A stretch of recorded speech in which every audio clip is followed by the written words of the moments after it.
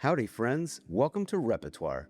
This is a show about the ideas, experiences, philosophies, and rituals that shape who we are as chefs and cooks. I'm Sammy Mansour, a Michelin award-winning chef, cookbook author, and food activist.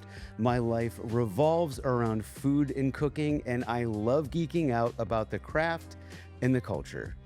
In each episode, I travel somewhere new to sit down with chefs and food personalities on their turf for honest, unfiltered conversations. We talk shop, we go deep, we cook. Today, I'm in Deep Run, a small town of less than 600 people located in eastern North Carolina, which brings me to my guest today. Vivian Howard is a mom, restaurateur, cookbook author, television host, and one of the most celebrated chefs in the South. Many came to know her through her Emmy-winning PBS series, A Chef's Life, which shined a natural spotlight on food traditions of Eastern North Carolina. The show not only earned her a James Beard Award for Outstanding Culinary Host, but also made her the first woman since Julia Child to win a Peabody for a cooking program. She's authored 2 acclaimed cookbooks, one of which was a New York Times bestseller, has 2 restaurants in Charleston, 1 in the Outer Banks, and of course, the legendary Chef and the Farmer, which has been reimagined into 2 really dope new concepts, the counter and the kitchen bar. There's a lot I admire about Vivian. Her spirit and storytelling have inspired me and so many others for nearly 2 decades. Chef, it is an absolute honor to be sitting here in your hometown with you right now. Thank you. That made me almost want to cry. Just a little snapshot of the hard work you've put in and those that you've inspired. Thank you. Thank you. It's so cool to be here, and it's kind of a good time of year. This episode that you're listening to is being recorded in August, but really only a few weeks before it airs in September. So some of these seasonal products that we're going to talk about might still be available. But this is a great time in North Carolina for tomatoes and other really prized goodies. What are you digging on right now? Well, you mentioned the 2 dope concepts at Chef and the Farmer, the kitchen bar and the counter. So I have the kitchen bar coming up this weekend, and Awesome. this is my favorite time of the year to cook. And so, watermelon is something that I look forward to all year long. Tomatoes, obviously, sweet corn, cucumbers, squash, figs are about to be the thing that's new. I love that. Figs and muscadine grapes, that's Yeah. a big ingredient here and kind of particular to the American South. So I would say if we're looking at what's coming up right now, it would be figs and muscadine grapes. Squash. We're talking about like zucchinis and crooknecks and patty pans. And Yeah. And actually, if we're being really accurate, it's August, and so now this would not be squash and cucumber season. That they would have another season later in September and early October, just because it gets too hot here for them to bloom and produce. Have you changed your views on squash blossoms, or do you still think that they're overrated bullshit? I still think they're overrated bullshit. I mean, I don't want to. In my culture, they don't really make much sense. In fact, every time I would, ask farmers to harvest them for me, they just look at me like, "That's going to be a squash, Vivian."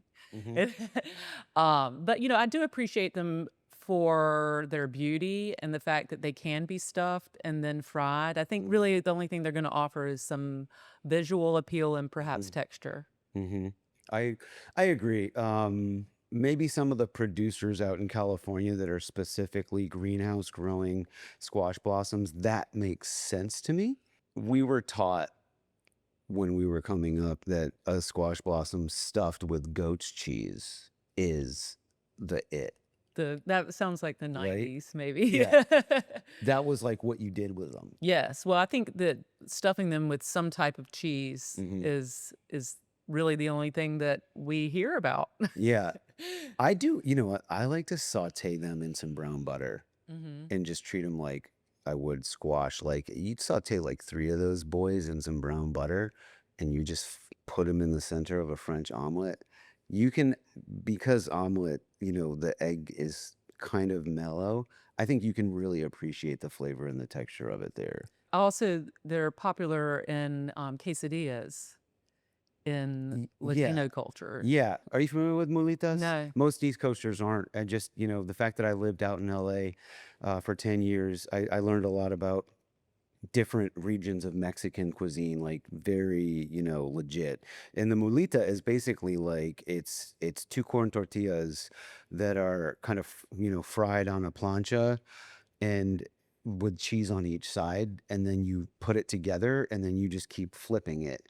And the grease from the cheese renders out, and then the tortilla continues to soak it up. And if you do something like put chorizo inside of there, that grease comes out, and so the outside of the tortilla is like fucking bright red and Wow. greasy. But and then you just put salt on it, and it's amazing. And so it's not a quesadilla, but it kind of is. Kind of is. It has cheese and the tortillas, but they're cooked differently. Yeah, and it's got to be a corn tortilla. And so I would take like some local squash from a farm called Girl and Doug. They made these squashinis. It was like a really neat little variety. Squashini. Yeah. They grow them in a bag, and it literally comes in the bag that it grew in. And I know like people will be like plastics, but it's like these guys are really sustainable and smart. And what it does is it like retains all of its nutrients and flavor in an interesting way. But so anyway, we would shave that really thin and just kind of melt it in brown butter with some squash blossoms and do the mulita with some Humboldt fog, California goat's cheese, Yeah. and some pepitas. And it was fucking good. That sounds delicious. And So I'll that's take why it back. I think that being curious and getting your hands on stuff leads in, as a chef, leads to funny things. And I wonder, like, what was something funny that happened to you that didn't make it to the camera, I mean, I feel like my whole life is like that. I felt for a while, I made a show about my life, and then I was like, wait, did I create this or did someone else? Am I like the modern day Truman Show where these things are just happening around me and it's not a real world that I'm living in because everything's so bizarre? That is hilarious. But, I would say that my whole life I've been known as someone that has a lot of stories to tell because a lot of things have happened to me. And my editor from my cookbooks, he actually said, I wonder if these things happen to you or if you create them in some small way so you have fodder to write about. I don't know if that's the case or not. But I don't. Listen, it's not easy being interesting. It's not. Shit's always happening. It is. It is. And once you're known as an interesting person, you feel compelled to keep doing interesting things. Well, you take risks and you put yourself out there. So more things are going to happen to you just based on the laws of probability, right? And some of them are going to be incredible and some of them are going to be fucking weird. Yes, yes. And I would say that one of the driving forces for my my work ethic and my desire to please and to perform has been my relationship with my parents. And my parents are, farmers. My dad has always just believed in achieving and working. And, he was always pissed on holidays because nobody was working. And we didn't take vacations during the summer because that was their big, work time. And so, when I became like successful in this food world and with the TV show, I had really hit the big time making my parents proud. And when I went to the James Beard Awards, where A Chef's Life won the James Beard Award for Best Personality, I called my dad on the way home in the airport and I was like, Dad, I won. I won. And he's like, what else can you win? He's numb to it by then, man. Yeah, so that's These expectations. I don't know how Sheesh. funny that is, but that is No, I a think that's funny funny. story that didn't make the cutting floor. I think that's very funny. Well, especially because you have a great relationship with him. You know what I mean? So it's kind of like, my old man's kind of weird too in a certain way. He was my first chef. He's a workaholic. He retired and then got two part-time jobs. You know, sometimes these old timers are just these boomers, man. They're cut from a different cloth. Yeah, they don't know how to relax. They No. don't know, and I feel like I am one of those people, Mm-hmm. and I'm constantly trying to learn how to be, like, normal in the world. Like, what would a normal person Mm-hmm. be doing? Like, during the pandemic, I learned how to stream stuff, and and so I have a big TV addiction now. Hell yeah. But I feel like so much guilt if I sit down and to the point that I'll lie. Like, "What are you doing, Vivian?" "Oh, just cleaning up." You know? So yeah, I'm 47 years old and still trying to figure out how to relax. I can relate with that, and but I think that if we took it easy, we wouldn't be where we are now. And I think that this is like the season of your life to learn how to relax. But you learning how to relax here, I think it is far more valuable than just being a fucking lazy 20-year-old, because now I think that your version of relaxation is enrichment. Even if it's good television. Look, man, people work really hard to make good television. You did. I've been around a few sets. That is an art form and a craft. And like, if something takes you away and you want to watch 4 hours of it in a row, I think that's fucking awesome. I Thank love you. TV. Thank you. I do too. There's some really good stuff that I feel like affects me. Hmm. As I learn from it. I evolve. I mean, I'm not watching the Desperate Housewives or anything, but Yeah. I think that and it's also important to, when you're like such an intense person, to escape.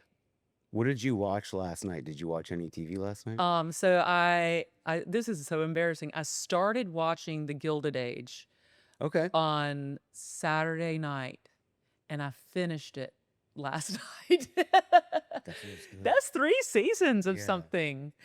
Yeah, but that like also the way it works is like you'll go through a period of time where you don't have time to do that. And Yeah. so it's almost like this joy of being a little kid. It feels like you're on vacation or it's like school break when you get to do something like that. Yes. And it's just like, how could that be a bad thing? No, and I felt like I deserved it. I Yeah. really did. I felt like and that's what I'm trying to come to terms with. It's like you can balance all of this ambition and a desire to move with something else. Hmm. It's the prep list that fucked us Yeah. hard, because like the prep list for me went from being like just kitchen prep tasks to like I would do my prep list and then there would be a side one with like shit I had to do as a business owner. Right. And that's you get into that habit of doing that 5, 6, 7 days a week and you know that you have to knock it all out. Now I don't do that. And so this shit's floating around in my head and nobody's holding me accountable and a restaurant isn't demanding that it's done before you lock up. And so I could literally work for 10 hours one day and be like, have a hard time stopping because it's like I didn't get done what I thought I was going to get done because we're like just set up to create these unrealistic ongoing expectations of ourselves because of what the restaurant did to us. Yeah, I'm never pleased with what I've accomplished. And I think that is, yeah, in part because of like working in a restaurant for so long where you have a very distinct deadline, which is when service starts. Mhm. And you have to be ready. And then you also know when that's going to end and your work's done for the day. And there are very clear expectations about when it starts, when it ends, when it's, and I have learned that I need that type of structure. Mhm. I need deadlines. I need to be held accountable. I need to work in front of people, and all those things. or things that at one time I didn't think that I needed. Hmm. And I can't shake. I still want to have dinner at like 9:30.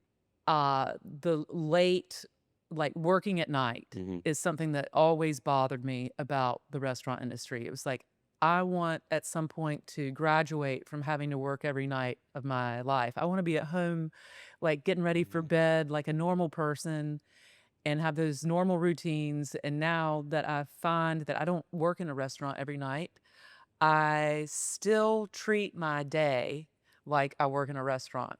In that, in the morning, it's very much about what I want to do. It's like I feel Hmm. like I should be, relaxing, or that's my time. And then about 1 o'clock, I get really serious about the day.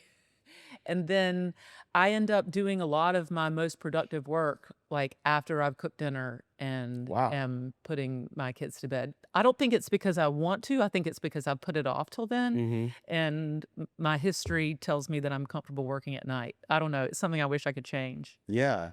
Yeah, but at a certain point, you have to accept it too, right? I don't know, maybe not, but I feel like that's how I'm approaching some of my like oddities and patterns where I'm like, how far do I need to push myself to become completely normalized into society?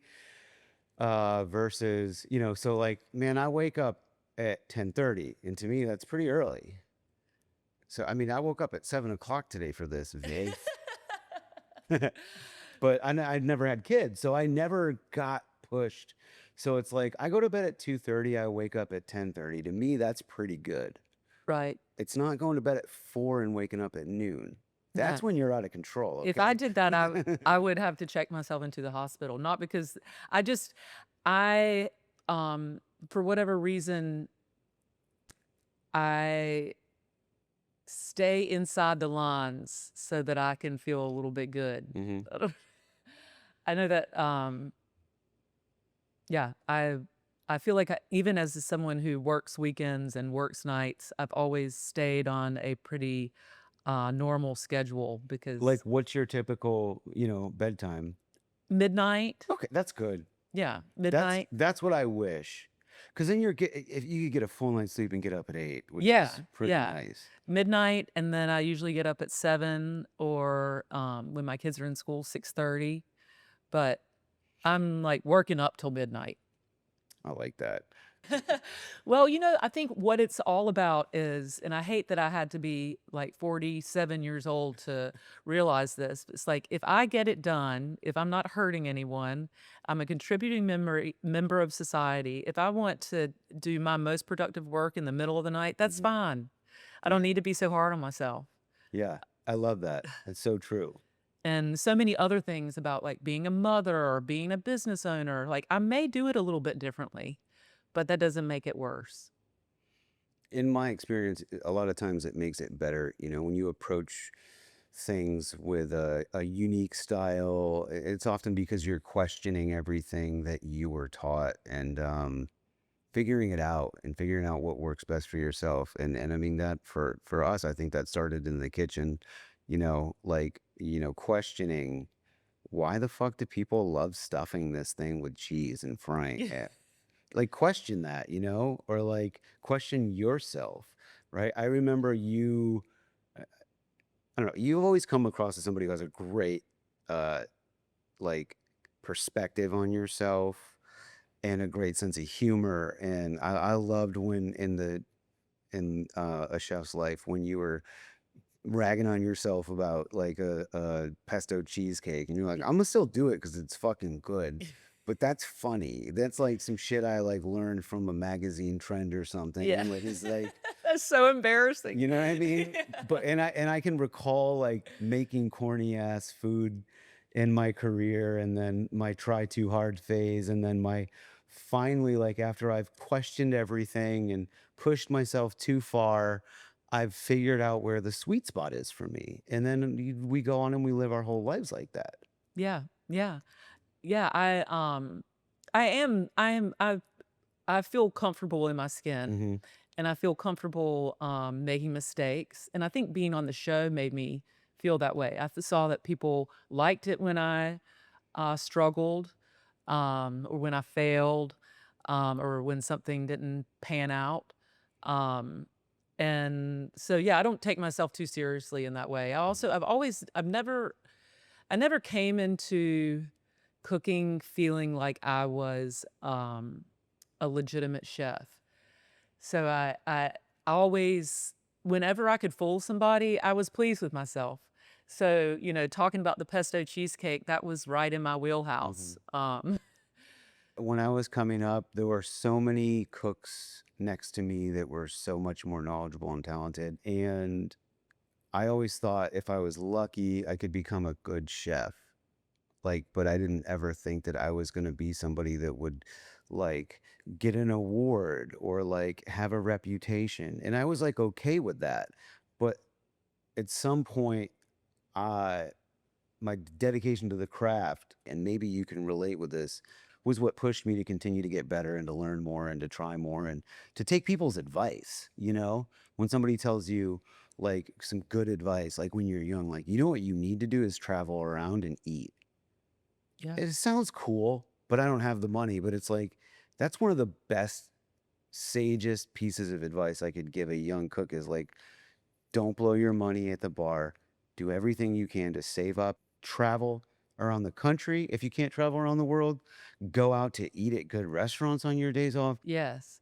I think the best education for cooks is eating out and, going to independently owned restaurants, like not necessarily all the expensive ones, but eating out, trying other people's food, seeing what it is that inspires you there. Is there Mhm. something that you connect to that you can draw from your experience? Mhm. That's I'm more of a what does this remind me of? How does this make me feel Mhm. as a diner? And then in my experience does that connect to something that makes me think about this dish rather than like the technique or Mhm. that sort of thing. You can learn a lot about how to create a great concept, right? Mhm. When you start looking around at how, oh man, like they're really paying attention to the details. Like, All these pieces are fitting yeah. together to yes. And then you have like a bathroom experience that you're like, that was fucking dope, Yeah. And it's like you don't get it at every place you go to, but you learn stuff because you're experiencing it. And then you can go, that's how I want to do it. And I always tell my team, like, we're trying to provide an experience that you would want to pay for. So, if you were in the dining room and you got this plate of food, would it be something that you felt really good about spending your money on? And that's what we want people to feel good Mhm. about that. We want them to do it again. And I think unless you put yourself in those seats, then you can't really understand what that feels No, like. from every perspective of a position at a restaurant. And it's like, these wishful thinking. I can't tell you how to spend your money. Just like I think about how other um, industries, they can actually build a great company because there's real profit margins. It was how cool would it be if like you could give employees like a dining out stipend, Oh my God, I would love that. right? I mean, it would be so cool, and it's like a ridiculous notion at this point in where we're at with the finances of independent chef driven restaurants. But man, like maybe in a different alternate universe where there was like a ripple, somebody traveled back in time and they caused another alternate reality to start that reality, restaurants make money. Yeah, I would say if there's any kids out there whose parents are willing to send them to culinary school, say, "Hey, no, just give me that money and I'm gonna travel around the world and eat. I'll learn a lot more." Okay. Travel is probably just as powerful as college. I mean, either way, you got to get out in the world as a kid Yeah. because until you step outside of your house, you're literally just like doing what your parents tell you. And that's pretty much what you know. Like, right? Like, Yeah. nobody in college is fucking coming down on you saying, I know your parents raised you better than this. No. No, they don't give a fuck. No. Like, show up or not. Yeah. But you get exposed to other people, different kinds of adults, different kids that had different upbringings, and it shows, it helps guide you to becoming. It's not just about the culinary education. I think it's about opening up your mind to what it means to exist in society as an individual. And absolutely travel can do that for you. Yes, yes. And I mean, I think it's hard to cook in a high-end situation when you've never been on the other side of the table too. Hmm. You know, um I struggled with that with my service. You know, here opening Chef and the Farmer in Kinston 18, 19 years ago, you know, every person in the kitchen I taught to hold a knife, and every person in the dining room we taught to open a bottle of wine, and they'd never eaten in a restaurant that we're Hmm. trying to create. So there was a real tension there, Hmm. and we did end up taking our first like team to this restaurant in Durham that was still open at the time called Magnolia Grill. And I What a took them there legendary and we were restaurant. like, this Ben is what we Barker. want to be like. I And love that. yeah. And so I'll never forget that night. We were Yo, shout outs to Ben and Karen Yes, Ben and Barker. Karen, yes. My sister was just telling me about their son's pizza joint. Yes. Um, In Carborough. yeah, It's great. I've heard it's great. I've never been. She was just raving about it last night. And I really want to get there. And I think Chef Barker works with him some there. Oh, that's Like, cool. yeah, people used to ask me who my mentor was, and I didn't have. I worked for a chef in New York, Scott Barton, and I would say that he was the impetus for me to start cooking, but I didn't work under him in the kitchen for a long time, and so I would Which say restaurant was that? it was called Voyage, Okay. and it was on Perry and Greenwich, Mhm. and it was the focus was Southern food via Africa, and this was in Mm. 2001. Um, and but so when we moved back to North Carolina, I bought the Barker's book, Not Afraid of Flavor, and Damn it! I was gonna drop that. oh no, it's mine. No, no, no. I mean, Yeah, you I dropped it. read every page of that and made almost everything out of that book, and so I would say it's my mentor. I've okay, real talk. Maybe the 3 to 5 books that I carried around with me while I was trying to become a chef. That was one of them. Hmm. What was another one? I don't know. What about you? So, Not Afraid of Flavor, The French Laundry. Okay. I learned a lot of technique, like how to make a torchon, how to butcher a rabbit, things that you don't learn as a low-level cook in someone's kitchen because they're never going to give you that protein to work with. So The French Laundry, Not Afraid of Flavor, a book called The Elements of Taste by Gray Coons. It was Peter Kaminsky wrote it, but Gray Coons was the chef, and that really informed the way that I think about food because the chapters are about tastes that pull, tastes that push, Mm, tastes that pucker, and that's cool. yeah, that really, really What was that called again? The Elements of The Taste. Elements of I Taste. have I a think I've copy heard of it. it's out of print, but it's a wonderful book. Is Uh, it falling apart? yes, yes, So my version of that was a book called Culinary Artistry. yes. Are you familiar Yeah, with is it? that the one that it has all the ingredients Yeah, it and taught you how to flavor match. yes, yes. So this book, if you're listening, like you would in alphabetical order look up like apples, and then there would be like 40, 50 ingredients that paired with apples. And then chefs have underneath that like listed dishes that they made with Mhm. apples. Yeah, I think that book is if anybody wants to become a cook of any kind, it's and wants to cook from your own brain. Yeah. You've got to have that. Yeah, and it's also a time capsule because there was menus from chef dinners Yes. from like a collection of menus. I mean, like Alice Water menu, fucking Tom, There are a lot of goat cheese stuff, like a Tom Colicchio menu. squash blossoms and Yeah, I bet. Oh, I bet. But so it would give you an eye into how chefs would do a tasting menu and create and how they would write. So then I was learning menu writing Mhm. skills, and composition.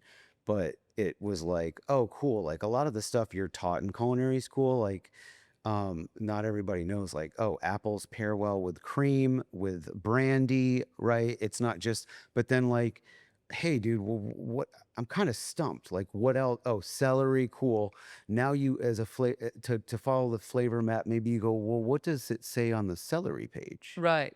And maybe you see veal, and then you see that veal is good with cream as well, but it doesn't have apples listed. But like by way of flavor mapping, it's probably good. And like in a very deep dive way that informed me how to put stuff together that doesn't classically go together, and I wouldn't know how to do that any other way. No, but then your brain just kind of adapts to it. Yeah. I wouldn't say that I have to look back at that book a lot, but I think that I know it. But the other book that was hugely influential on my career, but not really until I like was back here in Eastern North Carolina, was Edna Lewis's The Taste of Country Cooking. And Classic. yeah, and specifically, that spoke to me because she was talking about very simple food, country food, food that was very similar to the food that I was cooking from at Chef and the Farmer. And she exalted it in a way that made it feel as if I could do the same in a fancy restaurant. I love that. I had a similar book, different but similar, where I would think it's another one of the mothers of the Southern kitchen. It was Mildred Council's cookbook, Mama Dib's Kitchen. And that was actually going to her restaurant in Chapel Hill as a youngin. Um, I had the thing I remember loving the most was like her smothered fried chicken Mhm. livers. And as a kid, I loved that. Really? Yeah, it's cool. To me, I'm like, damn, dude, I had good taste as a You kid. did, you did. But and so Magnolia Grill was like the it restaurant when I left home. And so I was kind of traveling around with like trying to learn.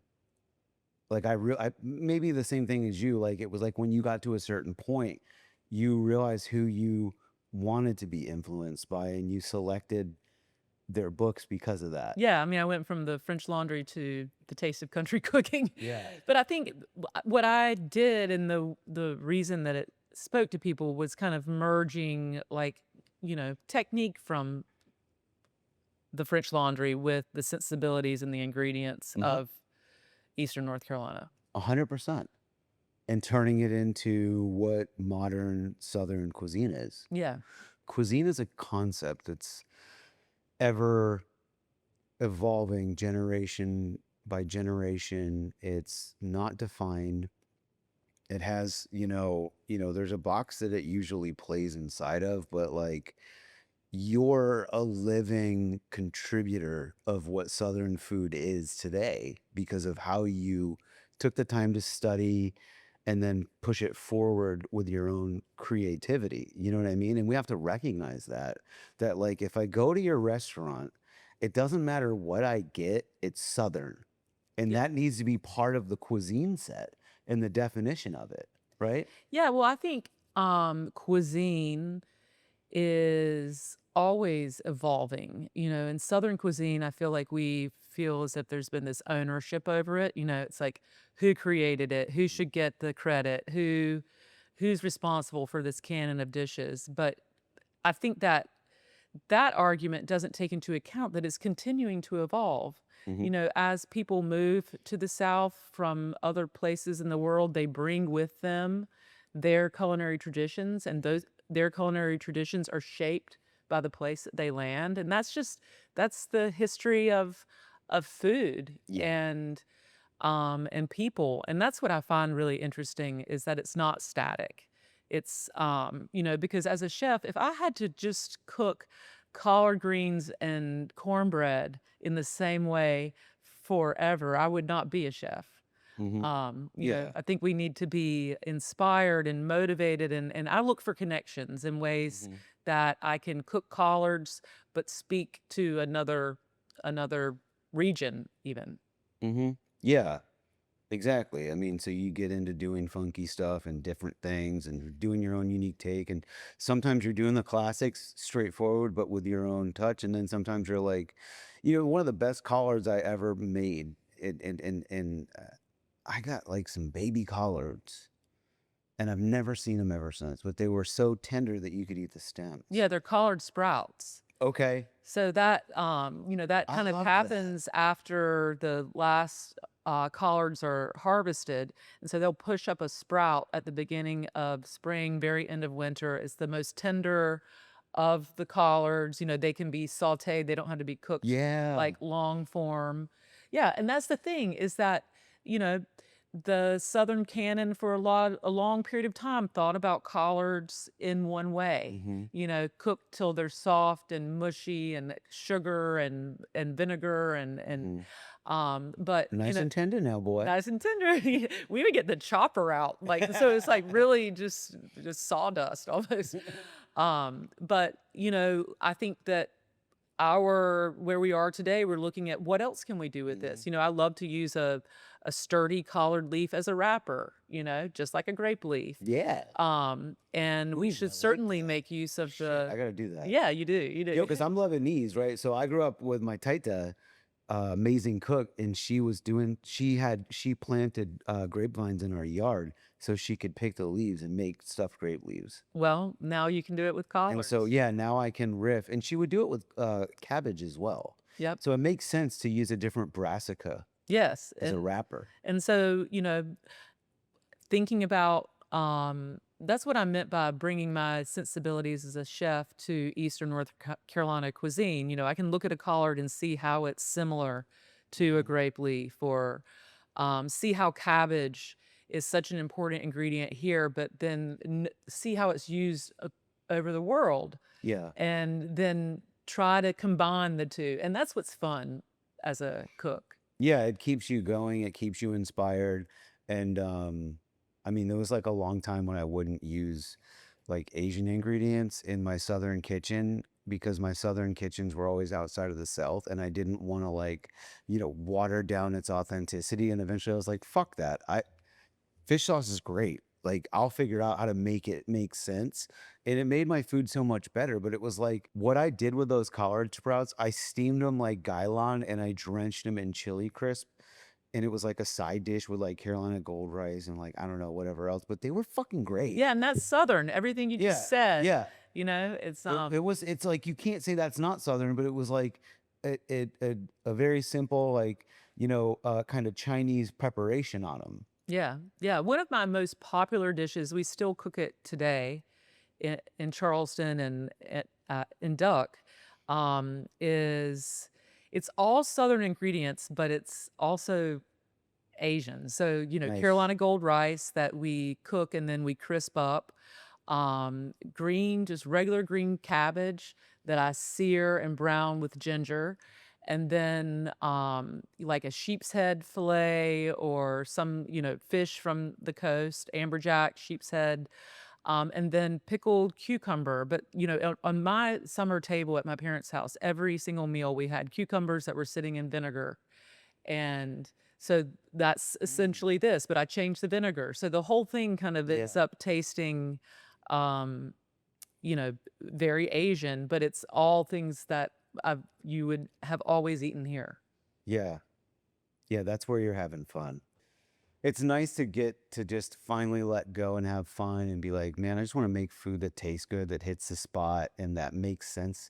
As long as it makes sense in my head and it tastes good, I'll figure out how to explain to you why it should be on this menu. Yeah, yeah. And I think that you also, as you evolve as as you get older Hmm. or evolve in your career and get more comfortable, I think early on, even when I was making A Chef's Life, I was trying at some level to impress.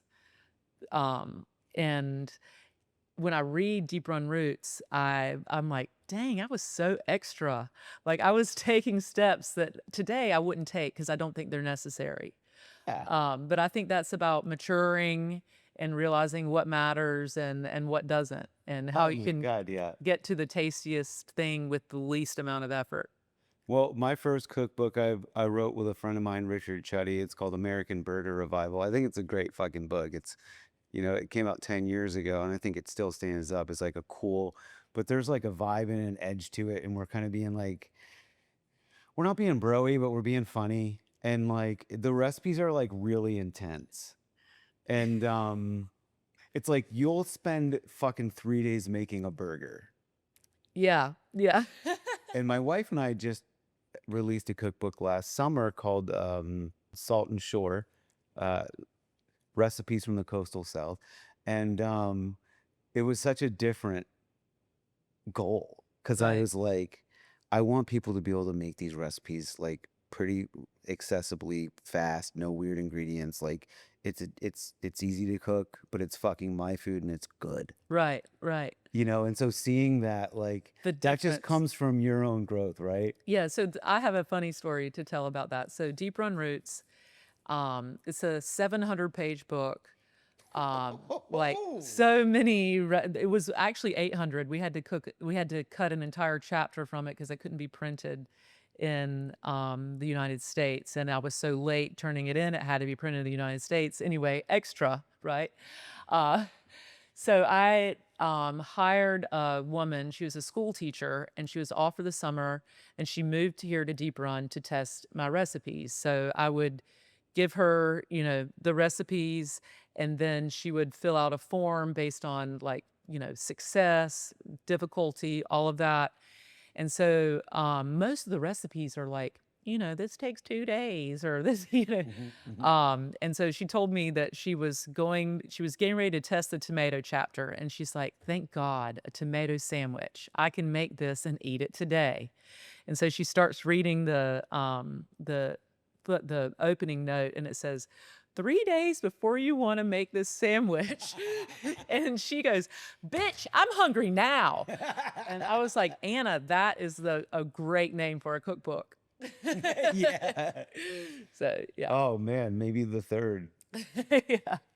Like, this is what cooking in my 50s is. Actually, my second cookbook, after my first cookbook came out, for the first year, every morning when I woke up, I read the new Amazon reviews on it. And over and over, I saw people say, I love this book. The stories are amazing, but I'll never make anything from it. It's too complicated. I want more simple recipes. So I was like, with my second book, I'm going to write simple Yeah. recipes. And I had wrote a whole proposal for it. I had like 150 recipes. And then the last chapter was called This Will Make It Taste Good. And it was like 10 condiments that I'm like, if you really want to make these recipes exciting, make all this and then put it on there. Because I realized I could not write a simple cookbook that I felt was that really spoke to my style of cooking. And so then I just turned the whole idea on its head and made that the book. This Will Make It Taste Good. I love it. You know what's funny is the last chapter in our book is called Sundries. Mm. And it's just all like really simple stuff like that. There's like 10 remouades. Yeah, like And just then like different types of like, if you want to ferment hot sauce or you want to do like just a vinegar steeped hot, like stuff like that, but like stuff that you're like, that you want to give people, like, here's a great cornbread. Here's like a great pot of Sea Island red peas, like things that would be good to add to your meal, but like you don't have to make all of this to just get dinner. You right. know what I mean? Yeah, yeah. Because that was a big, it's like you start thinking like people don't want to have to make 5 recipes to compose a dish for dinner. Like they're not at a restaurant. No, but the way that we cook in my restaurants at least, and I don't know if this is because I like did this hyper seasonal cooking for so long and I would buy like, you know, all of someone's parsley or all of someone's leftover cabbage in September.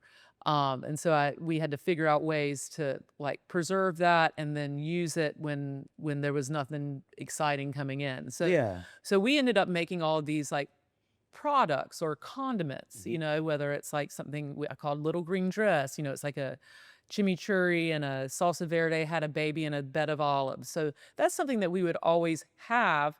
And then it's something that we could apply to our other ingredients What's to in make. that?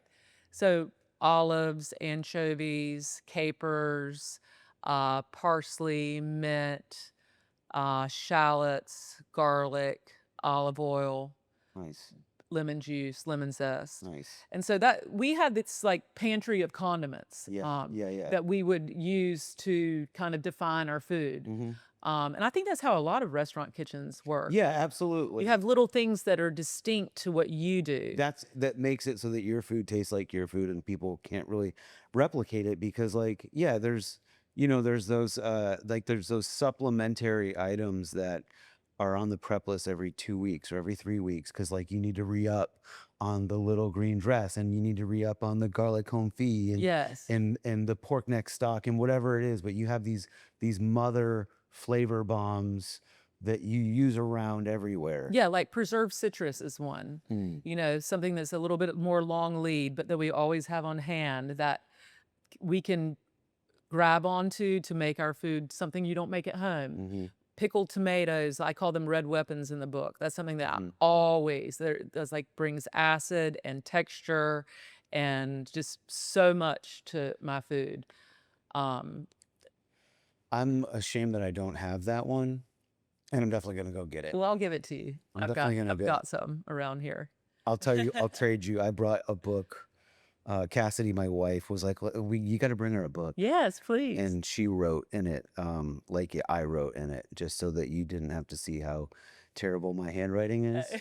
So it would be cool to do a book swap. Yeah, love that. Yeah, no, because I definitely I want to steal your recipes. You don't have to steal them. You can just take them. I mean, the preserved citrus. I'm always looking for a really good one. It's not something I have in my repertoire. Well, I like to do not only lemons, but oranges Mm. and limes.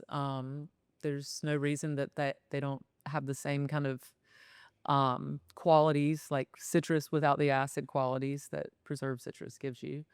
I think it's an interesting idea as a chef to think about what are those little things that you always have in your kitchen Mhm. that make your food distinct. Yeah, that's brilliant. What a great concept. Are you ready for the fucking most unique question that you've ever been asked in your life? I hope. It'd be better if I'd read the pre-interview. No, this is off the top of my dome. I'm freestyling this question. Okay. What's the most amount of parsley you ever bought? You said earlier you'd be like, "I'll take all the parsley." Like 10 pounds, which is a lot of shit. parsley. Yeah, it It's is. a lot of parsley. But I was like thinking a fucking truckload No, of bushels no. of parsley, and you're That's- like, "Fuck it." You're smoking a cigarette. You don't even smoke. You're like, "Fuck it. We'll take it." We'll take it. No, it's really, that happens more often with things like figs, Okay. or blueberries. I bought 500 pounds of blueberries at one point, which is and that's how, my blueberry barbecue sauce came to be. 'Cause Yeah. they went bad because I didn't have anywhere to put them. And so the only thing I could really do was like make vinegar out of them.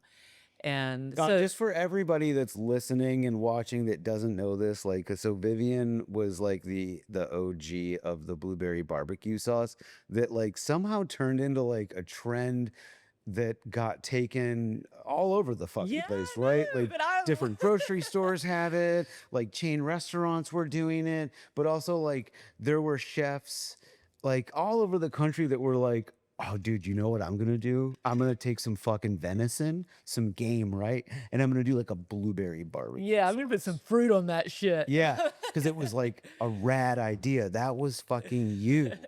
Yeah, yeah. That's crazy. That is crazy. I don't ever really think about I mean, you see where I live. I live here in the middle of nowhere.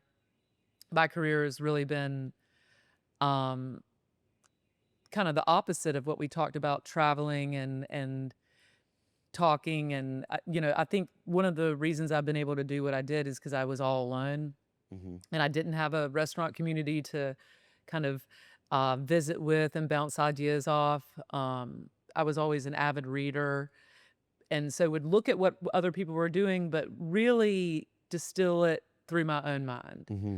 Um, so yeah, I think that the isolation of my experience has been a big part of the. Hmm. I can relate with that too, just even on what we talked about earlier, and like people are complex. So like, yeah, like, if it sounded like I couldn't relate with it, it's like, you go through different eras, but like as much as I want my younger cooks to be able to go out and eat, like even the first 5, 6 years I was an executive chef opening up my own places, like I couldn't afford to go out to eat. And it was all very conceptual in your head. And it was all about reading those books and fucking around in the lab, staying in the kitchen late night to just try new stuff out and just living it and breathing it and failing and seeing people's reactions and being like, all right, that's good. And slowly over time, you just like got to a point when like you were like, I don't know. Did you ever acknowledge you were like, man, I don't ever fuck up anymore. Like I don't ever make something and it comes out shitty, because that used to happen all the time. Yeah, well, I think at a certain point, I finally said to myself, I think I'm good at this. I know what I'm doing. Like I can, and I am confident enough to know that I can, no matter what, fix something so that it's delicious. And that's a great strength, a great power to feel like you have. Yeah, I love that you said fix. Yeah. Such a good term. Yeah, I mean, that's people don't realize that in savory cooking, at least, you can do a lot of things to reshape something. Take it with a grain of salt, but maybe your next cookbook has the word fix involved. I know. I don't know. It's just such a great. It's a great Southern word. Yeah. Yeah. I can't pull it off. I think if anybody could, I could. Fix and cook. You can. Yeah. You can pull it off.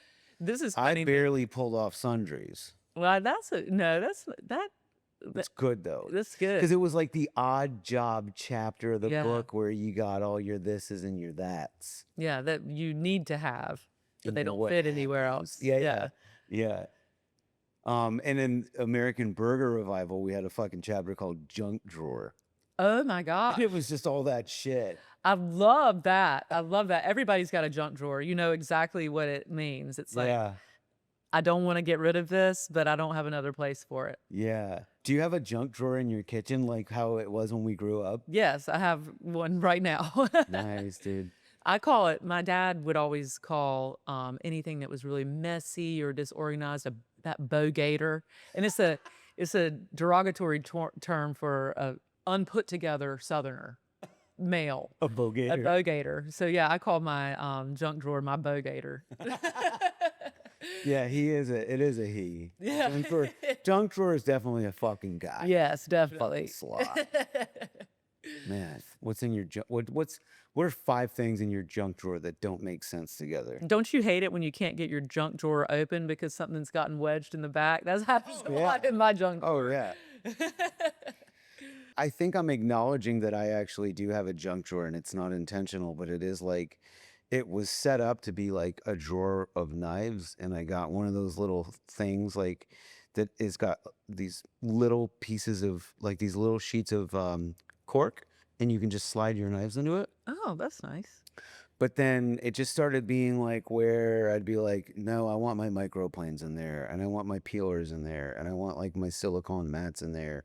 And then like, oh, there's this fucking screw. Let me put it in there. Yeah. And that thing came with an Allen wrench. Let me keep it. It'll go in there. And ooh, let's save this receipt. And now it's just a shit show. Exactly. Yep. But I have to open it up to get my knife out. Yep. Well, that's why I made my junk drawer only junk. Man, that's funny. What a bogator. So you wrote an op-ed for the New York Times, which I think was really well done. Sometimes it's exhausting to talk about how difficult the current state of affairs are in the restaurant business. But I would love to just kind of get your Cliff Notes for those who don't have a subscription and haven't read it. It's probably about 2 years old now. Yeah. And you even wrote an article in Garden and Gun about the concept of writing the op-ed, didn't you? Yeah, well, I wrote about my decision to then do the kitchen bars at Chef and the Farmer, which was a response to that. So in the op-ed was a response to Rene Redzepi saying he was going to close Noma. And, this question of like, is fine dining dead? And in the piece, I spoke to the fact that, when a chef like me sees a certain amount of success. You have people in your organization you want to promote.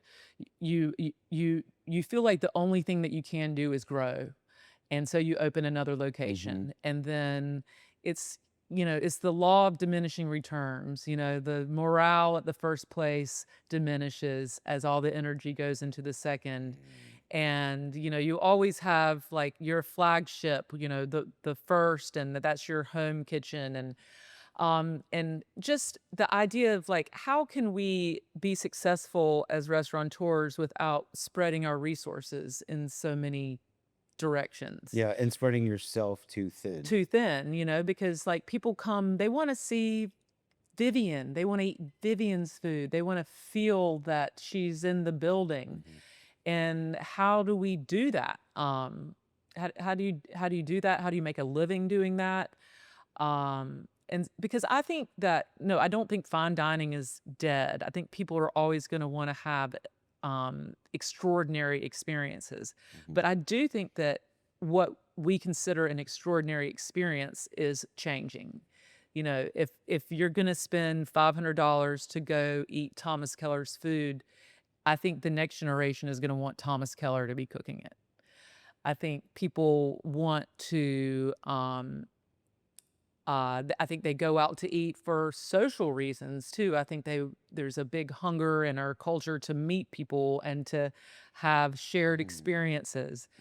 And um, so that's kind of the piece, talking about the people don't understand what goes into a fine dining restaurant, and that, we're not just creating great food. We have a beverage program, a coffee program, a service program. Hmm. And at the end of all of that, in order to make money, you got to open a burger concept, essentially. Yeah. Yeah. Oh, sheesh. And so, how do we make all of those metrics work? And so, what I'm trying to do in Kinston is do both. We have Chef and the Farmer, the building, um, but I don't want to. I don't want to run a restaurant every day. Hmm. As I've said 3 times now, I'm 47 years old. I've Hmm. put in my time. I've worked my nights, but my credibility is in cooking. So how do I continue to do that? So we've opened a casual space in Chef and the Farmer called The Counter. You walk up, you order at a counter. All the food's made from scratch. It's all, Vivian Howard. It's seasonal. But then once a month, and I know that sounds crazy, but I feel like I've earned the right to do that. Once a month for 3 nights, I do a kitchen bar dinner, and I cook 7 courses, and everybody sits around the kitchen bar. I cook, I entertain. People ask me questions. They watch me. When I first started doing it more than almost 2 years ago, I had an okonomiyaki on the menu my first 2 months, and the second night of doing it, I turned the okonomiyaki, and the half of it fell on the floor, and everybody's sitting there watching me, and everyone understood that they were just going to get a smaller piece of okonomiyaki. Sorry for my lack of.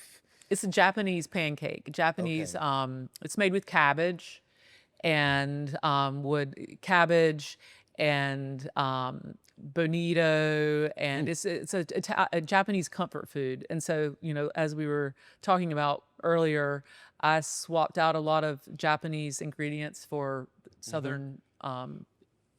Anyway, and I dropped half of it on the floor. But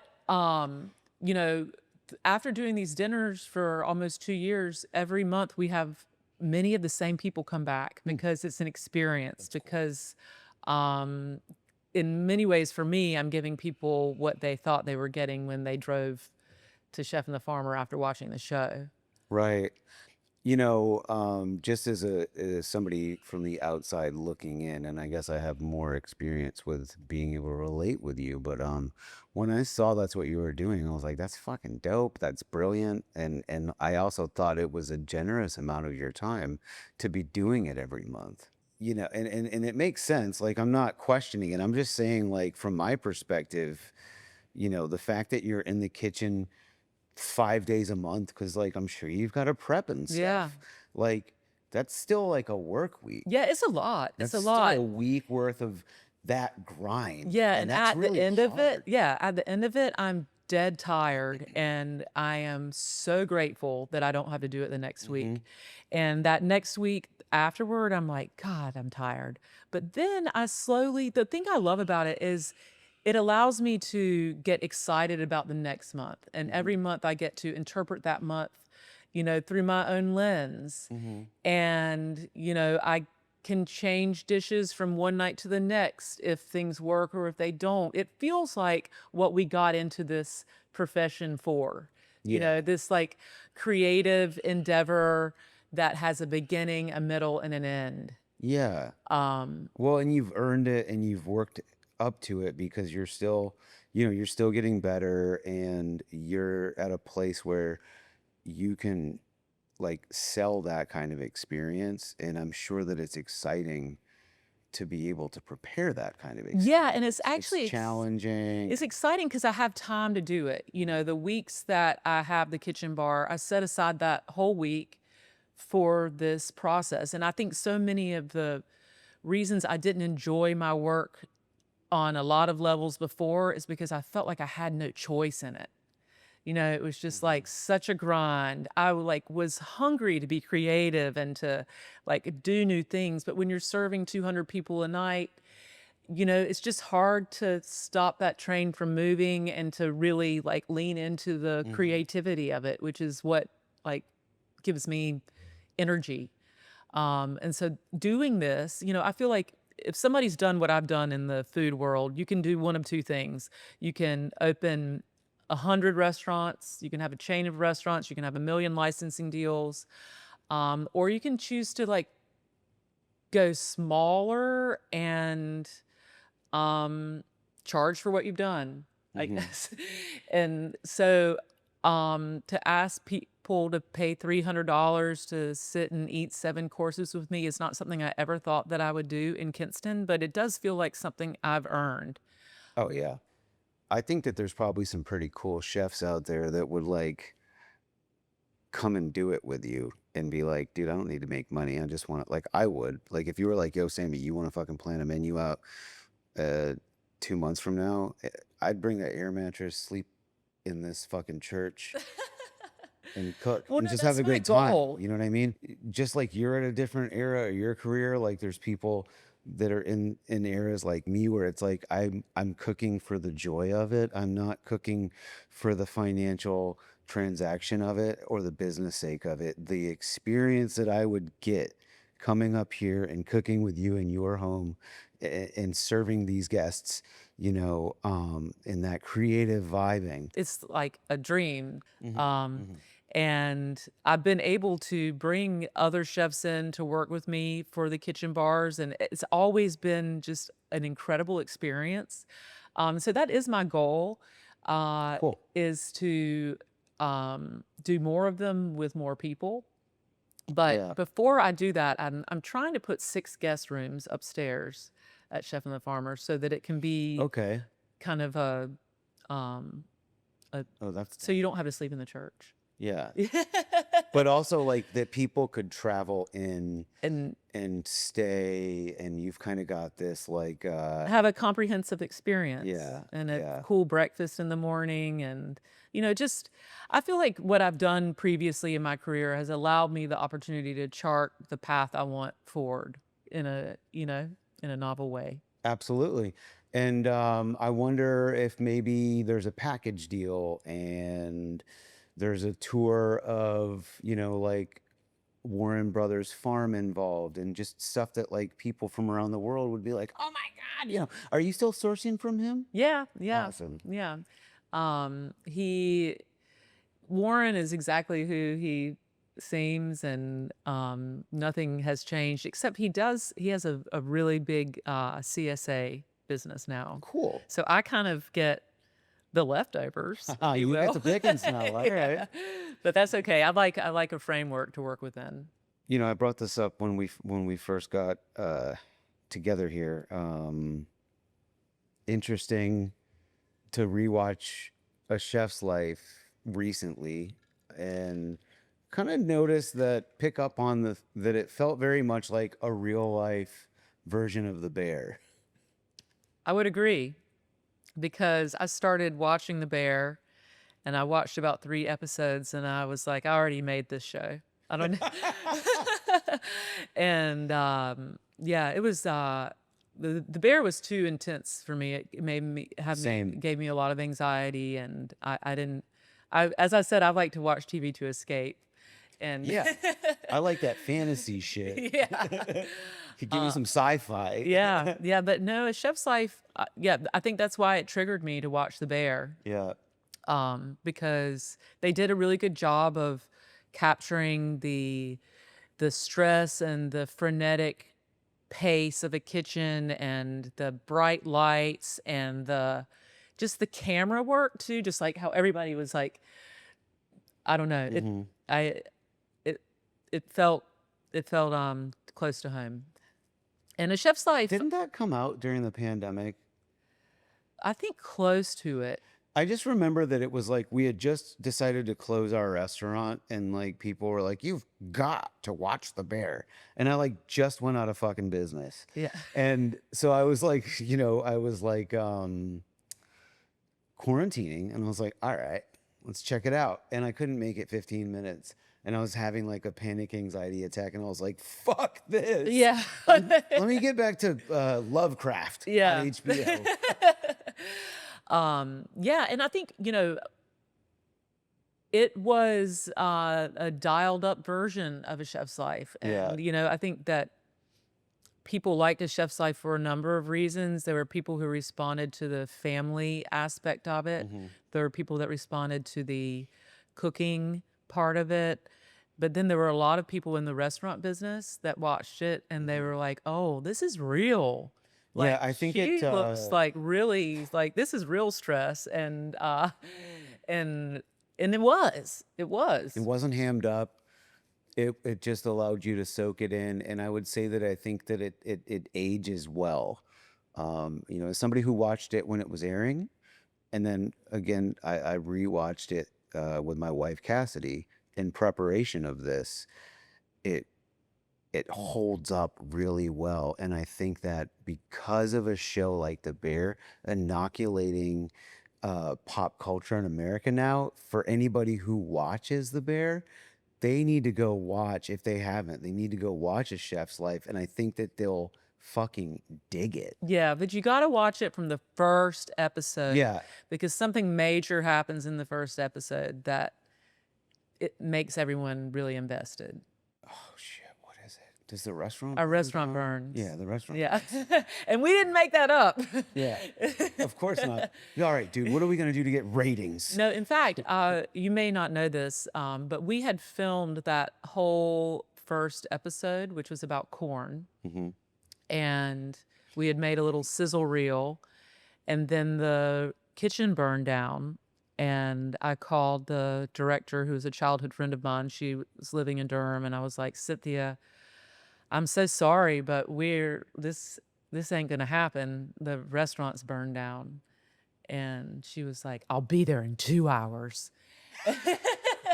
And she was 9 months pregnant and should not have been in a a fire plastic burning situation, but she saw the opportunity there to Right, because it did feel like those cameras were hot on the scene. People were really reacting in real time. Yeah, it was happening then. Yeah. And she said, I'll be there in 2 hours. And she saw, I mean, in many ways, she was the reason that the show was what it was, because originally I wanted to make a documentary about the dying food traditions of Eastern North Carolina. And that's what we started making. And in doing that, I talked to the camera a lot just because I didn't know what else to do. I'd never been on camera. So I was talking to her. And then a few days later, after watching all the footage, she came back and she's like, this will be way more interesting. It's about you and your work. Agreed. And in a way, you made a docu-series about that, but from a different perspective.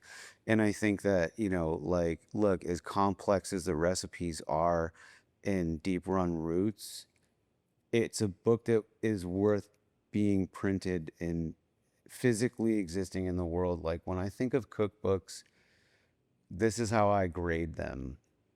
Not that I'm a judge, but I think if there's some crazy fucking 100 years later, we're living in Mad Max times, and there's like the last library on planet Earth, and everybody who finds a book has like this global mission to get it there. So we like that book deserves to be there. I Do you know what I totally mean? agree. I feel like Deep Run Roots, and I knew this when I wrote it. I was like, this is going to be the most important thing I do in my career. Because I approached it like a historical text, because in many ways it's like the history of this region, and it's in many cases recipes that have never been written down because they were too simple and too mundane to be recorded. You know, like how do you stew a pot of collards? Yeah. How do you make chicken and rice? You know, these Fucking, how do you spend all day putting up corn? how do you do that? Yeah. Yeah. And how do you make collard kraut? And so I knew, and no one cared about this stuff before. And so I felt like a great responsibility writing that book. And A true docent of your culture. yeah, and Yeah. when I speak about the recipes that are extra, those are my recipes. Yeah. Those are my interpretations of those ingredients. But there's a lot of like simple history in there too. But I really appreciate you saying that. Yeah, I think that it Yeah. will be in the time capsule when Yeah, and we're touching on books a lot here. Leah Chase. Leah Chase. To me, there was some point in my life when I looked at like her like flagship book, Edna Lewis's, and then Mildred Council's, and they were like representing like Carolina kitchen, like low country cooking, and then like New Orleans cooking. And I was like, these three women who cooked into their like 80s and 90s have like collectively created like this Bible. You know, these are like gospels of a Southern Bible, you know. And, you know, I say that to say that, like, you know, I think Deep Run Roots is like the New Testament. It's part of, it's a book in the New Testament, you know? Maybe my third book will be Revelations. No, I'm just kidding. Fixing to make Fixing Revelation. for everything to end. Right. You know, we'll have to get fucking Danny McBride involved in this. I would love you know? that. Yeah. Get a little Righteous Gemstones humor going on there. Yeah. Did you watch Righteous Gemstones? I have watched. That's actually I've started it. That's one of the ones that's I've been turned on to recently. It's great. It's great. Yeah, I was howling with laughter. I'm not bragging, but I watched every episode the night it aired. Oh wow. All 4 seasons. You were on it. I'm a fan. I'm a fanboy. I see Danny McBride sometimes in Charleston. How dare you? I mean, not like he doesn't see me. I'm saying he must walk the same streets that I do. Yeah, I'd totally fucking, I wouldn't approach him. I wouldn't. I was going to say I would, but I wouldn't. If he was in my restaurant, I'd be like, hey. Yeah, well, I mean, you should then. Yeah. You earned it. Yeah. Yeah. I'm sure he's gone to your restaurant. He's got to know who you are. Yeah, well, that's every time I've passed him 3 times on the street. I'm like, I think he knows me. But then I just keep going. Yeah, you got to say hi. One of my business partners from LA, like a really dear friend of mine, Josh Copel, who's got a podcast. It's called Full Comp. He's done like 500 episodes. Shout outs to Josh. I love you. Thanks for the help with getting this whole thing set up. But he knows like, so Craig Robinson and Danny McBride, I guess, they used to kind of spend time at his dive bar on Hollywood Boulevard. And like Craig Robinson would come into like Prue and Proper, and he would do like, he'd grab like to-go orders. He was vegan at the time. I don't know if he still was. And I'd make him like vegan collards and like vegan Southern food. And he was a cool guy, but I never met Danny. And I've bugged Josh. Hey dude, can you connect me with Danny? Like, do you still have his cell phone number? Like, I know how hard it is for people to like connect. Like, if you kind of know a celebrity, like, you're not going to fucking be dishing out their number to people. No. I'm the guy that asks. Well, did any celebrities ever come to Kinston that you can recount? Yeah, actually, well, so shortly after the show started, we had this situation where this person called and said that they were Samantha Bee. Do you know who that is? Hmm. Th- Daily Show. yeah, The Daily Show. They were her producer, and she wanted to come and have dinner that night. She was shooting something in the area, and The Daily Show is comedy. I thought they were making fun of me. I thought it was like a joke, Mm. like literally. And so I said, Samantha Bee can come when everybody else does and line up at 5 p.m. outside. And so she did.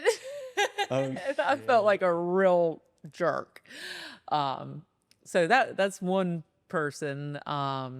Jimmy Johnson, the race car driver. Mm-hmm.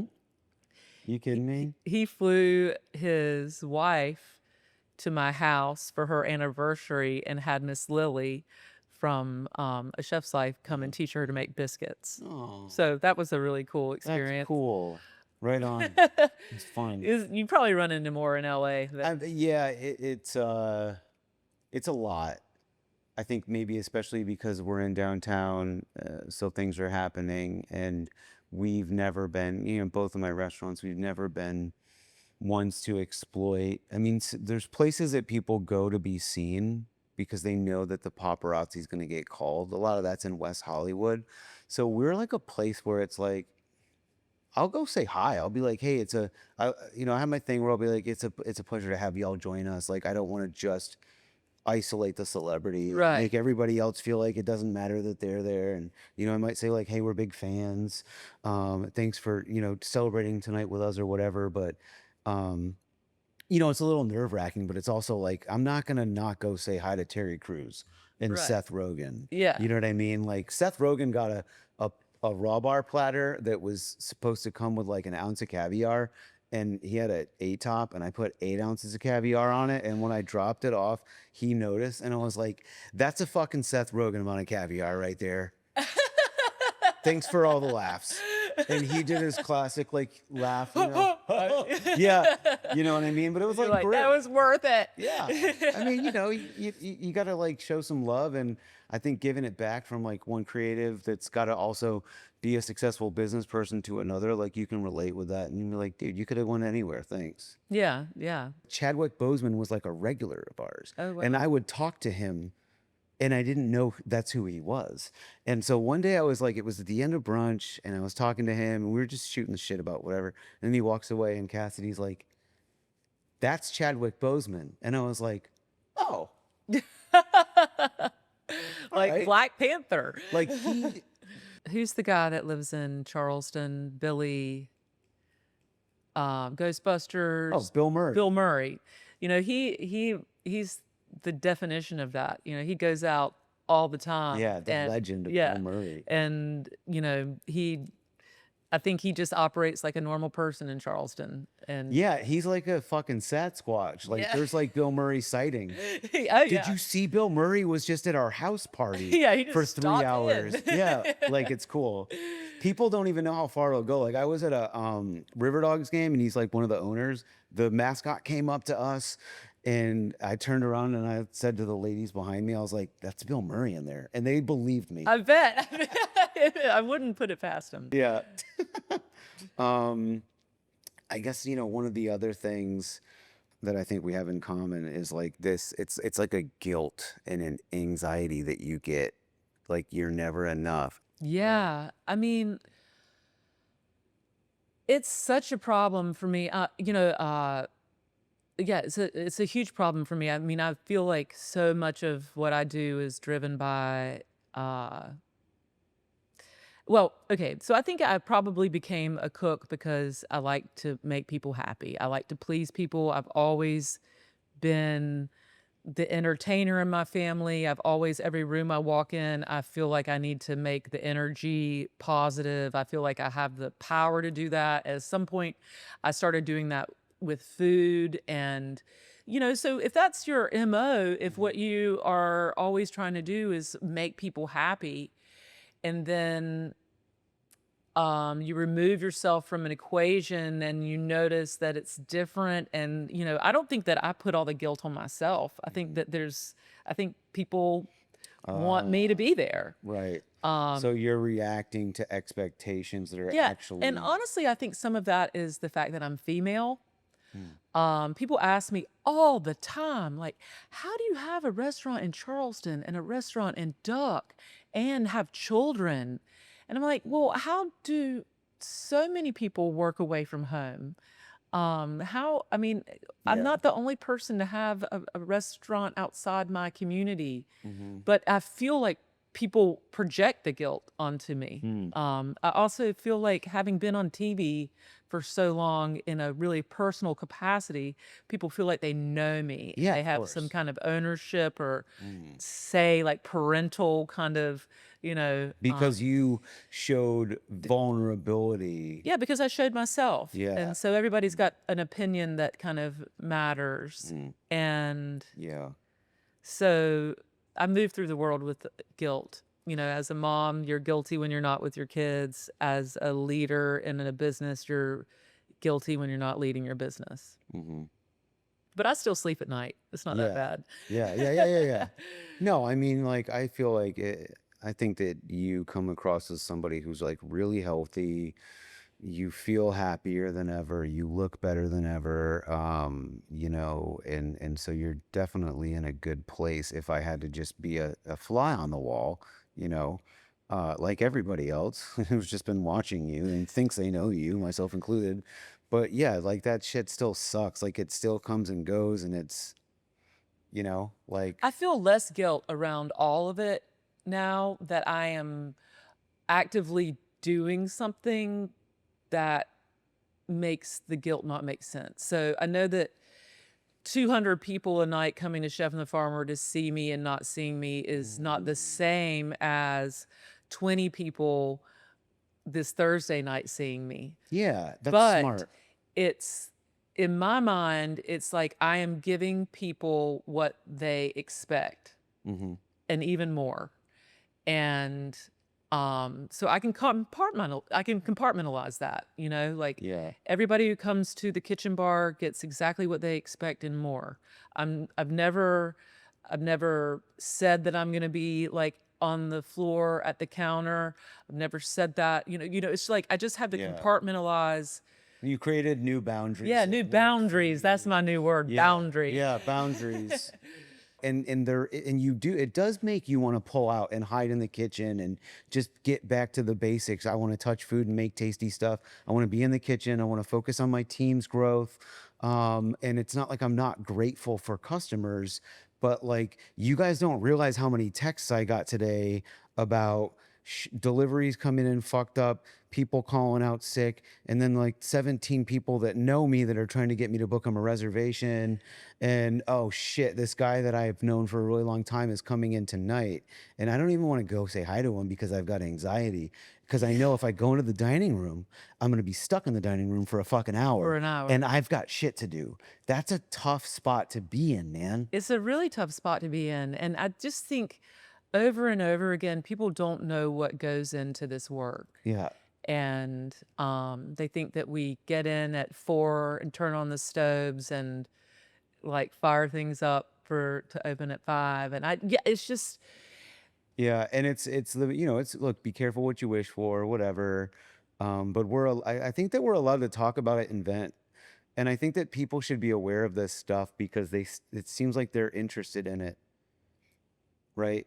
Like they're interested in this culture and what it's like to be a chef, but it's almost like it's either on the terms of Hollywood producers or on the terms of the public's ignorance. yeah, And yeah. it's like there's more to it than that. Yeah, and no one really wants to know that, which is fine. Well, they should. Yeah. Because what are they doing? They're projecting expectations and they're projecting guilt. And it's like, I think if people knew that, they'd be like, oh, like most people are good. Yeah, and like the thing that, I tried to point out in the New York Times piece and that people don't understand, it's like, okay, let's say you have a Vivian Howard who has a restaurant that she and her husband run together. And then Vivian starts making a TV show. And the margins are already small in the restaurant. But because Vivian's making that TV show, she got a book deal, and Vivian's always wanted to write a book. And writing a book is like a full-time, more than a full-time job. So Vivian has to And come like a out of the 3-year. restaurant to write that book. So Vivian needs to hire someone to do her job. Yeah. And so then Vivian really no longer gets paid from the restaurant. Yep. Because the margins are so small that if you're going to pay Vivian's replacement what she or he needs to be paid, then you can't afford Vivian. So then Vivian is now a freelance chef. Yeah. And is not, I mean, haven't lived out of Chef and the Farmer for more than 15 years. And so that is the way the restaurant business works. Yeah. That's one of the things my old man says, like, you're going to open up a restaurant, you're buying a job. Just Yeah. know that. And so, yeah, when you pay yourself to be the executive chef, you have to be the executive chef. And when you stop doing that work 80 hours a week, you put that salary in someone else's pocket. You still have another 25 hours a week worth of being an owner, though, right? Yeah, free now. For free now, yeah. And for sometimes the end of time. And sometimes it costs out of your pocket. That's the other thing. Things come up in a restaurant setting that you just can't like plan for. Yeah. And often it is out of pocket. And people do this work because they want to.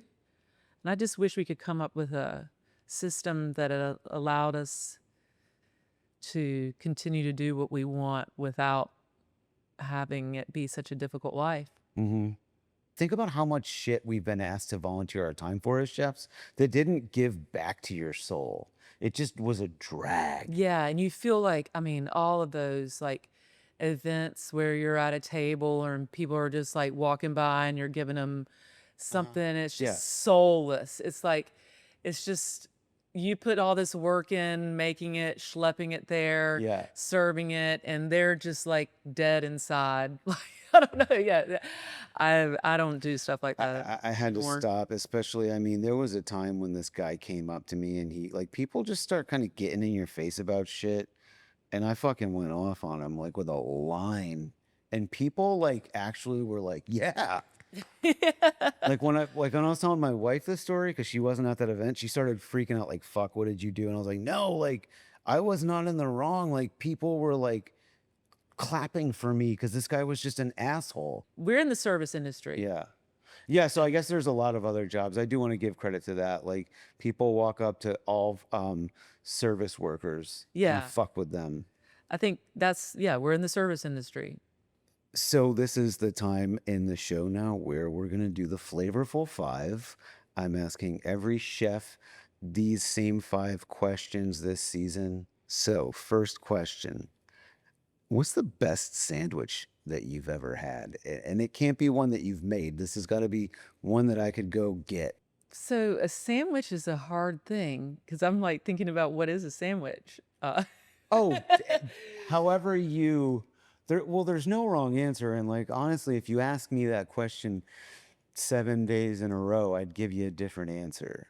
It's very subjective. Yeah, it's very subjective. So I think probably my most favorite sandwich of all time, but I would almost never, ever get it out in a restaurant would be a BLT. I like that. The sandwich that I would always order if it's on the menu would be a banh mi. Okay. Nice. Well, was there anywhere that in particular that you fell in love with the banh mi, or like that you're like, man, this place, every time I'm in that area, I'm getting that banh mi? When I used to live in New York, there was a place in the East Village, and I used to have a job where I walked a lot. I walked dogs. And it was like just a little kiosk. And I don't even know that I ever knew the name, but I would get a banh mi from there like twice a week. And I had never had like a sandwich that had something funky, like a liver spread on it, and something really savory, like, you know, the grilled pork, and then the pickles and the herbs. It was like the pickles and the herbs were like just like game changing for me. So good. So good. Yeah. Great fucking sandwich. Because often, like, I love sandwiches, but I don't often feel like they're balanced. Mm-hmm. Or like there's like a little something missing, or Well, if there's something that I've really pulled from like Southeast Asian cultures in general, in terms of a cuisine, is a fuckload of herbs yes, yes. and citrus. And I'm never mad at an herb. I'm like never like I wish that herb were not there, Yeah. except occasionally tarragon. I love herbs. I wonder, let me go to this question. What's an ingredient that you overuse but don't care? An ingredient that I overuse but don't care. Well, everybody tells me I overuse salt when they watch me cook at the kitchen bar, but I don't think I'm overusing They it. don't know what they're I talking just think about. they don't know People how to see a season. chef season with kosher salt and they're like, whoa. Yeah, I think they just don't. Well, I'd say that my they're called red weapons. There's pickled tomatoes that I make. All of my chefs for years, like if I'm like, you know what that needs, they're like, pickled tomatoes. So like I would say I put that in way too many of my dishes, but I really don't care. Hell yeah. What is like the one spice that you think is like the holy grail of spices? Well, coming from Eastern North Carolina, I really don't have a leg to stand on in that because really the only spice that we would traditionally use would be black pepper. But the combination of spices I find myself using the most, whether I'm trying to touch on Latin food or Indian food or just like trying to deepen the flavor of meats, or I love cumin and coriander together. Those are great. Just I feel like they work in a lot of different cuisines. Yeah. And they complement each other and add depth to each other. They do. I mean, they work in North African, Spanish, Levantine, yeah. Indian, Mexican. Yeah. Sheesh, what a good. One of the things that I got introduced to a long time ago, and I don't do it that often, but orange zest. Orange And zest. orange juice with those. Very Cuban, I feel like, but I think orange is an underutilized citrus in so many ways. Like, I feel like lime and lemon just like take you to this like very acidic height, but orange is more elegant. It's like a more elegant, round kind of citrus. I use orange in a lot of things, but orange, cumin, and coriander are great. Orange and fennel is also a great combination. Yeah. What's your favorite street food? Well, we don't do a lot of eating on the street here in Deep Run. I mean, is there a better street food than tacos? I don't think so. I don't think so. No. No. Yeah. You can only eat at one restaurant for the rest of your life, okay? It doesn't count your own restaurants. And you can cook anything that you want. But every time you want to go eat out, you can only eat at one restaurant. Can people answer these questions? Because I can't. I think it's 50-50. Some people are like, Badoom, this Okay. place in Rome. And some people are like, this is impossible. I'd rather be able to say, if you could choose to eat at one place for the rest of your life or never eat at the same place ever again, which would you choose?